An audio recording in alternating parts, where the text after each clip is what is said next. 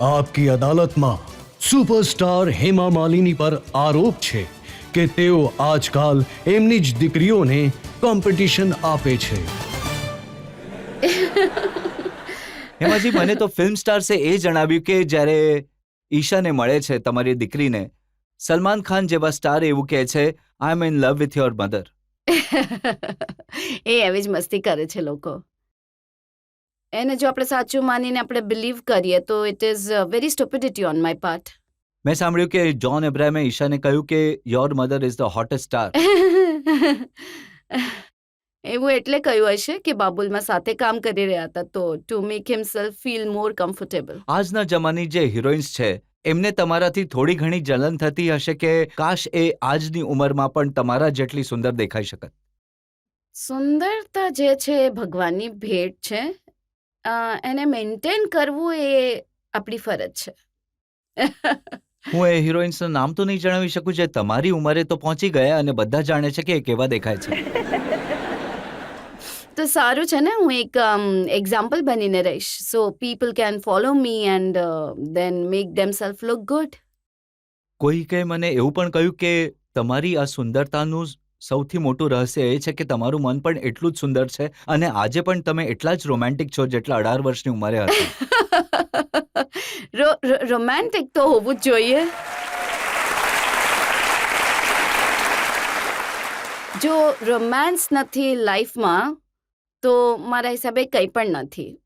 That love has to be there. જેમને તમારી સાથે સૌથી વધારે રોમાન્સ કર્યું, ધરમજી, મેં સાંભળ્યું છે કે આજકાલ પણ એ તમારા પર કવિતાઓ લખે છે.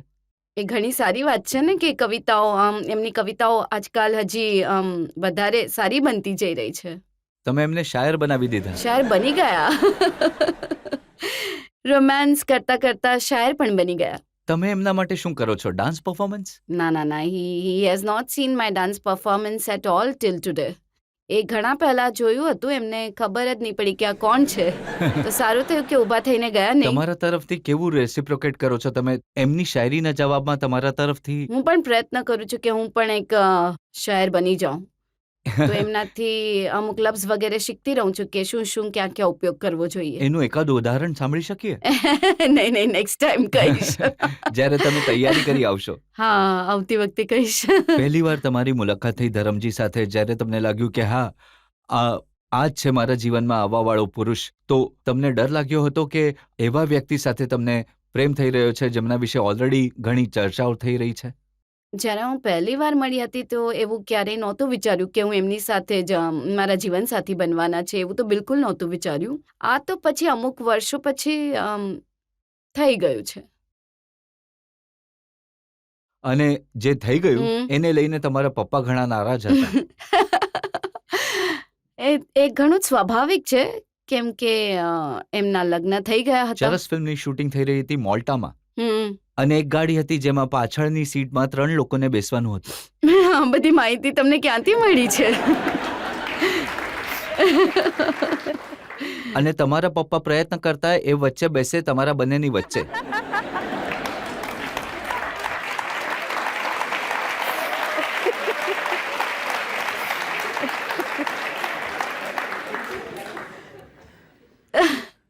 તો આઈ થિંક બીજા જેટલા પણ ફાધર્સ છે એ પોતાની દીકરી સાથે આવો જ વર્તાવ કરે છે. પણ એ વાત પણ સાચી છે કે ધરમજી ઘણા તોફાની હતા, કોઈને કોઈ રીતે તક શોધી લેતા તમારી સાથે બેસવાની. See, he was in love, so he will do anything. And it was very cute. The whole moment was very sweet. I only see it like that. It was lovely. એવી કઈ ટીખળ ધરમજીની એવી છે એ જમાનાની જે તમને આજ સુધી યાદ છે? એવી તો ઘણી છે, હું તમને શું શું જણાવું. પણ એ સાચું છે કે જ્યારે ધરમજી સાથે તમારું અફેર ચાલતું હતું ત્યારે ઘણા લોકો હતા, મેં તો એમ પણ સાંભળ્યું છે કે જ્યાં જ્યાં હેમાજી જતા હતા પાછળ પાછળ એમ્બ્યુલન્સ પણ જતી હતી. કોનું દિલ તૂટશે અને કોણ પડશે. હવે જુઓ, ટોપ હિરોઈન થવાથી એમની સાથે હવે આવું જ થાય છે. ઘણા બધા ચાહવાવાળા બની જાય છે. એ સ્ક્રીન જોઈને એમને એક લગાવ થઈ જાય છે, એક પ્રેમ થઈ જાય છે અને તેઓ સાચું માનવા લાગે છે. અને આવા ઘણા બધા લોકો આજે પણ છે. આજે જેટલા પણ ટોપ હિરોઈન એમની પાછળ કેટલા લોકો દીવાના થયા છે.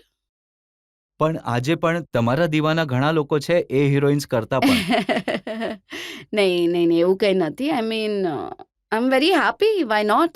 દે should like me, they should love me. Why પણ નોટ? ક્યારેક ક્યારેક એવું થાય છે કે જે તમારી દીકરી ઈશા છે એને તમારી સાથે કમ્પેર કરવા લાગી જાય છે લોકો. લોકો કહે છે આ દીકરીને કોમ્પિટિશન મળી રહી છે એની માની સુંદરતાથી. નહીં નહીં એવું નથી. My daughter is very beautiful and very highly talented she is. And એ જરૂર એને એક મુશ્કેલીનો સામનો કરવો પડે છે, કેમ કે હું એક ફિલ્મ સ્ટાર છું અને અત્યારે પણ ફિલ્મોમાં કામ કરું છું. આ કારણે જે પણ પેરેન્ટ્સ સક્સેસફુલ છે એ બાળકોને માટે ઘણું જ પ્રોબ્લેમ હોય છે. એમને માટે કોમ્પિટિશન અમે લોકો બની જઈએ છીએ unnecessarily, which is not required. And public જે છે એ ઘણું ઘણું વધારે કમ્પેર કરવા લાગી જાય છે, જે એકદમ ખોટી બાબત છે. 40 વર્ષ લાગ્યા મને જે હું આજે છું એ બનવા માટે. ના હેમાજી, તમને હાજી. ફક્ત 2 વર્ષ લાગ્યા. જોની મેરા નામ રિલીઝ થતા જ તમે સુપરસ્ટાર બની ગયા હતા. નહીં, બીજા લોકોને અહીં સુધી અમ, પહોંચવા માટે 40 વર્ષ લાગશે, તમને નહીં.